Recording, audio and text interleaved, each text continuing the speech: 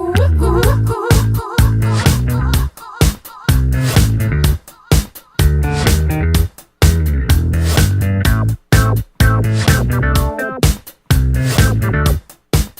afternoon, and welcome to this week's episode of Tea Time Tuesday. I'm your host, Griffin Kelton. This week is the third installment in our Teas to Wake Up To series. Let's go ahead and get started. Originally, the tea this week was going to be the Kenyan Sunrise Black Tea. However, there was some miscommunication with UPS and me, and that resulted in the shipment still not being here. But not to worry, I've chosen another great breakfast tea that I particularly enjoy. It's the Cranberry Blood Orange Tea. This is a flavored black tea that's made by the Republic of Tea.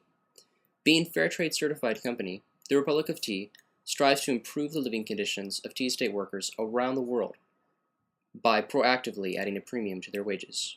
All of their teas are also gluten-free certified. This blend in particular is Assam, primarily from India, and it's also a great afternoon tea. This tea is best prepared at a boiling temperature, so be careful when you brew it. As with most black teas, this tea is best left to sit with hot water in it for anywhere from 2 to 5 minutes. I like my tea, particularly in the morning, to have a stronger flavor and to have more caffeine, so I let mine sit aside for 5 minutes. However, if that's not what you're going for, I'd go for a time frame around 2 to 3 minutes. With that behind us, let's go ahead and look at what this tea looks like. It looks like a pretty standard black tea, with 2 exceptions. This tea also has cranberry and the peel of the blood orange in it. As you can see, those white specks, that's the peel of the blood orange. And then if you look really closely, you can see what looks to be red tea leaves, and that's actually tiny pieces of cranberry that have been dried alongside the tea. Aside from that, it's a choppy blend, and it's finely ground, as is typical and found in tea bags.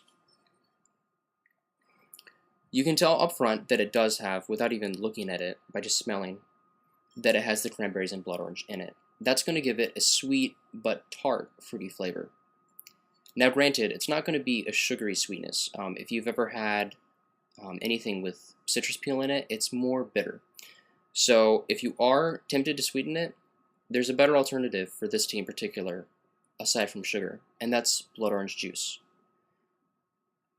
Adding fruit juices to tea is great because it's going to accentuate the fruity flavor in there, which is going to give you a more pleasant and well-rounded tea. You can find the blood orange anywhere in a grocery store. This is what it looks like.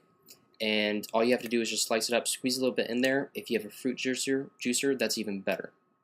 But not only are you going to add a better, well-rounded flavor to the tea, you're also going to cool it off so you can have it as soon as it's brewed. So adding fruit juices is a great idea. For example, even apple or pear juice would go great with last week's tea, the Irish breakfast tea. So keep that in mind before sprinkling some sugar into your tea. Our tea has now brewed for 5 minutes and has been let to sit and cool down.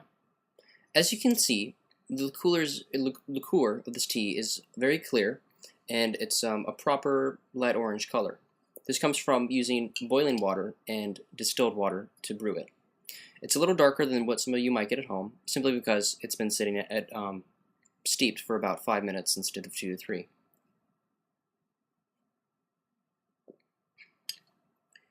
As I mentioned before, when I was looking at the blend of tea leaves, it was going to have a sweet but tart flavor, and that's very true of this. If you remember last week's episode when I reviewed the Irish breakfast tea, I said it had a peach or apple aftertone. The same as with this, but instead of just being a fruity taste, it's sweet and tart, but a little bit milder, so that tartness isn't too overwhelming. It is a black tea, so it does have a little bit of that bitter, raw, earthy flavor that makes the breakfast teas. Now, it's very important that the color of your tea, when you do brew it, does look proper, because that's not only going to show how well you brewed your tea, but it's also going to speak to the quality of the tea that you use. And Republic of Tea is nothing but exceptional at how they make their teas. This is probably my favorite breakfast tea I've reviewed so far. It's probably because of that fruity flavor.